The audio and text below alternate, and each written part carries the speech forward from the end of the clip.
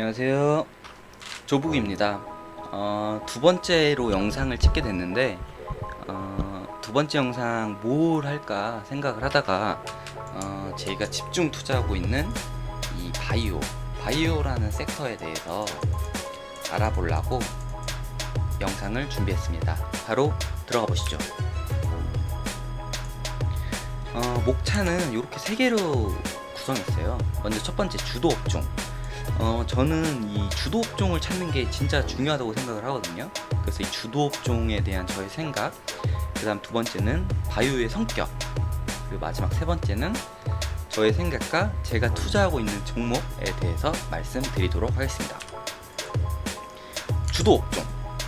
여러분들은 이 주도 업종이 뭐라고 생각을 하세요? 저도 이 주도 업종에 대해서 생각을 곰곰이 해봤었는데, 저는 주도 업종이 돈을 벌 수밖에 없는 섹터라고 생각을 하고 있습니다. 한마디로 말해서 이 주도 업종을 잘 고르기만 하면은 종목 선택이라든지 뭐 타이밍이라든지 그런 게 의미가 없을 정도로 주도 업종만 잘 고르면은 성공 투자를 할 수 있다는 말인 거죠.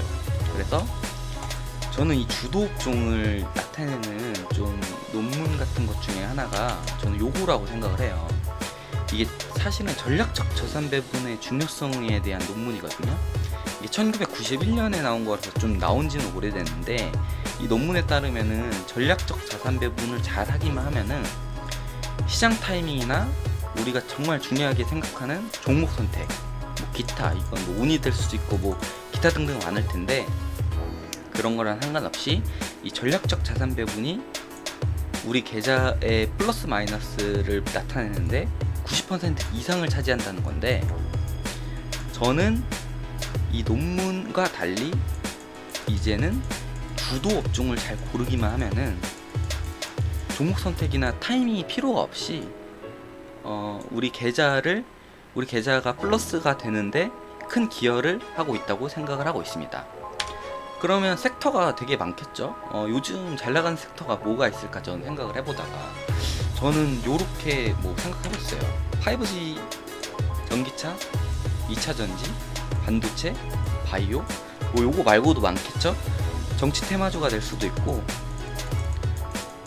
뭐 저출산 테마주가 될 수도 있고, 뭐 최근에는 막 그 삼천리 자전거 얘네들도 막 잘 나가더라고요. 그러니까 섹터는 진짜 다양할 수가 있어요. 그래서 이 다양한 섹터들 중에 저는 주도 업종을 찾는 게 우리 계좌를 담당하는데 90% 이상 차지한다고 생각을 하고, 저는 그 중에서 바이오가 주도 업종이 될 거라고 생각을 하고 있습니다. 넘어가시죠. 바이오. 여러분들은 바이오에 대해서 어떻게 생각하세요? 저는 인식이 좀 안 좋은 것 같아요. 최근에 막 그 신라젠 무능상 대표 잡혀가고 하는 거 보면은 사실 우리나라 특히 K바이오는 인식이 안 좋을 수밖에 없습니다. K바이오에 대한 내용도 있으니까 일단 바이오에 대한 성격에 대해서 한번 알아보시죠. 바이오의 특징. 바이오는 먼저 과학이고 과학기술은 한계가 없습니다. 간단히 생각해서 제조업 같은 경우에는 한계가 있죠. 그냥 간단히 생각해서 뭐 현대자동차 같은 경우에 막 제네시스를 하루에 뭐 20만 대 생산하는 거를 막 200만 대 생산하고, 이거는 물리적으로 말이 안 되잖아요. 하지만 이 바이오는 과학 기술이기 때문에 약을 제조하는 비용은 거의 뭐 제로에 가깝고, 결국에는 이 과학 기술로 인해서 나오는 매출이라든지 이익에는 성장성은 어마어마하다 할 수 있는 게 바이오입니다. 다음으로는 바이오는 사이클을 타지 않는다. 흔히 말해 반도체나 석유화학 같은 경우에는 사이클을 엄청 타죠. 특히 이 석유화학 같은 경우에 보면은 최근에 막 유가 코로나 때문에 막 마이너스, 그때 얼마야? 18불이었나? 기억이 안 나네요. 18불 막 이렇게 갔다가 지금은 아무튼 30불이긴 한데, 결국에는 이 석유에 대한 수요 감소가 가격 하락으로 이어지고, 결국에는 이 가격 하락은 석유화학 섹터 자체를 안 좋게 만드는 이렇게 사이클을 탔는데, 바이오 같은 경우에는 뭐 진짜 국가 경기라든지 이런 경기 사이클을 타지가 않습니다. 그래서 바이오 특징 두 번째는 사이클을 타지 않는다. 세 번째, 바이오는 선점 효과가 적고 약효만 우수하면 단번에 대기업을 물리치고 시장을 장악할 수 있는 산업이다. 이거는 그냥 좀 곰곰이 생각해 보시면 딱 맞는 내용인 거를 아마 누구나 이해하실 것 같습니다. 저도 진짜 생각을 해봤는데, 바이오 섹터 말고는 벤처 혹은 중소기업이 진짜 엄청난 특출난 기술을 갖고 있다 해도 대기업을 이길 수 있는 구조는 바이오 말고는 없습니다. 그래서 이렇게 총 3개, 바이오는 과학기술이고 사이클을 타지 않고 선점 효과가 적고 결국에는 이 대기업을 한 번에 대기업이 될 수 있는 그런 엄청난 성장성을 갖고 있는 게 이 바이오에 대한 큰 특징 3가지입니다. 무한한 성장성, 보시면은 바이오에 대한 성장성은 어마어마해요. 2023년까지는 뭐 이렇게 성장을 하는데, 굳이 2024년, 2030년, 2050년 그래프를 보지 않더라도 바이오가 성장할 것이라는 건 아마 누구나 동의를 할 거예요. 실제로 이 미국 바이오 지수랑 미국 종합지수 수익률 차이를 보면은 최근에도 미국은 진짜 엄청나게 우상한 거 알고 계시죠? 2017년에 비해서 지금 2020년 거의, 제가 알기로 거의 150% 이상 올랐는데, 바이오 이 지수를 보면은 뭐 진짜 어마어마하죠? 제가 알기로는 이때에 비해서 거의 100배에 오른 걸로 알고 있어요. 이렇게 바이오는 성장성이 어마무시하다 라는 거를 이 표를 통해서 알 수가 있습니다. 다음은 K바이오. 이게 진짜 좀 물음표인데요. K바이오에 대해서 좀 안 좋게 보시는 분들 진짜 많아요. 저도 사실은 안 좋게 보기도 했었고요. 근데 요즘 K바이오를 좋게 바꾼 이 계기가 있었는데, 그거를 설명드리도록 하겠습니다. 먼저 이 바이오가 돌아왔다 라는 좋은 리포트가 있는데, 그 중에서 갖고 온 건데, 한국의 현재는 미국 바이오 초창기인 1992년과 닮았다. 이거 진짜 한번 같이 읽어보시죠. 현재 한국 바이오는 미국 바이오 과도기였던 1992년, 93년과 닮았다. 미국 바이오는 91년, 92년 어마어마한 주가 상승을 기록했는데, 이 3개, 센토코, 조마, 시너제 3개가 모두 실패를 하면서 주가가 급락을 했다가, 이제 우리나라도 비슷하게 헬릭스미스, 신라젠, HLB, 메지온까지 임상 실패로 주가 하락을 했다가, 결국에는 미국도 1994년 저점을 찍고 2배 이상 상승을 했습니다. 우리나라랑 스토리가 비슷하죠? 이게 왜 어려운지 한번 알아보자고요. 이 미국이 아니라 신약을 만드는데 대략 10년에서 15년이 걸려요. 보시면 1상, 2상, 3상, 승인까지 이렇게 많은 프로세스들이 있는데, 신약 후보 물질 탐색하는데 2년에서 5년 걸리고, 전인상 하는데 2년에서 3년 걸리고, 1상 하는데 1년에서 3년, 2상 하는데 2년에서 4년, 3상 하는데 3년에서 5년. 결국에는 바이오가 뭔가를 보여주려면은 돈도 아니고 연구기술도 아니고 시간이 절대적으로 필요합니다. 시간. 그럼 우리나라 K바이오가 시간이 충분했느냐? 그게 아니에요. 한번 찾아보시죠. 일단은 지금 우리나라의 2020년에 신약 임상이 한미약품 국내 임상 1상, 유한양행 임상 3상, 종근당 임상 2상, 녹십자 임상 3상, 젠백스 임상 3상. 이거 말고도 엄청나게 많아요. 대충 제가 알기로는 20개에서 30개 정도가 진짜 거의 2상, 3상에 관련된 기업들이 2020년에 깔려 있습니다.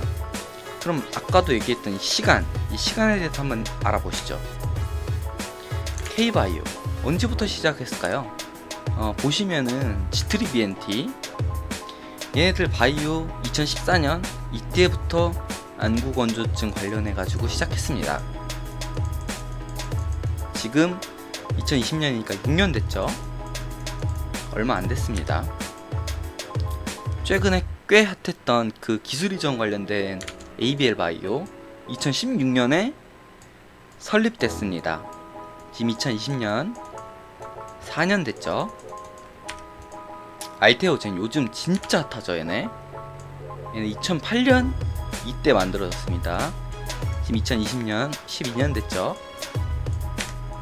메지온 제가 집중 투자하고 있는 회사 2009년에 만들어졌습니다.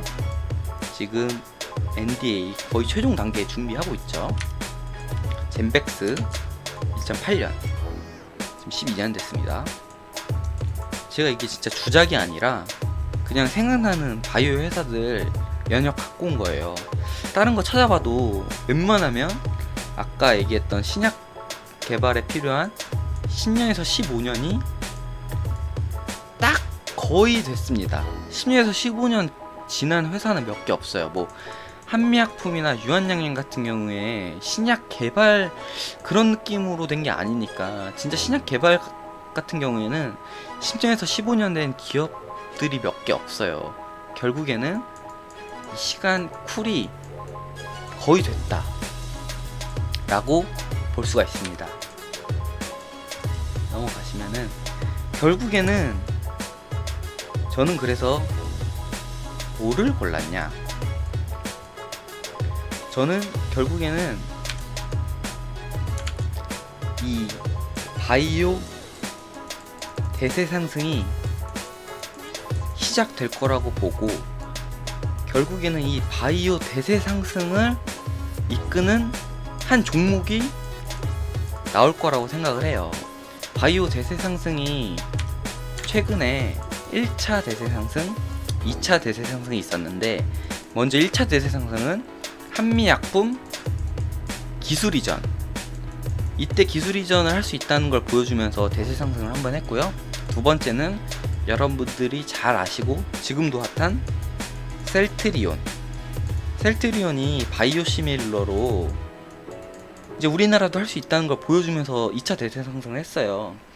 저는 3차 대세 상승은 신약 개발이 완료가 돼서 시판이 되는 종목이 바이오 대세 상승을 알릴 거라 생각하고, 그게 SK 바이오팜이 될 수 있지만 저는 일단 그게 메지온이 될 거라고 생각했는데 요건 제가 만든 짤인데 요거 한번 보시면은 그냥 재미로 보면 좋을 것 같습니다.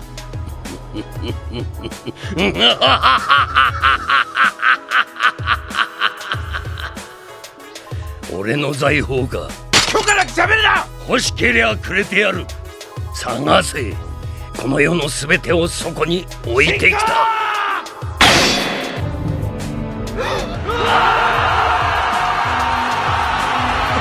결국 이 바이오는 퍼스트 무버가 중요합니다. 왜냐면은 바이오 같은 경우에 신약 개발을 한번 하면은 특허로 20년에서 30년 동안은 못 만들거든요. 다른 쪽에서 결국에는 뭐 하나를 만들면은 이 약보다 더 좋은 거를 개발하지 않는 이상 20년에서 30년은 독점을 한다는 소리예요.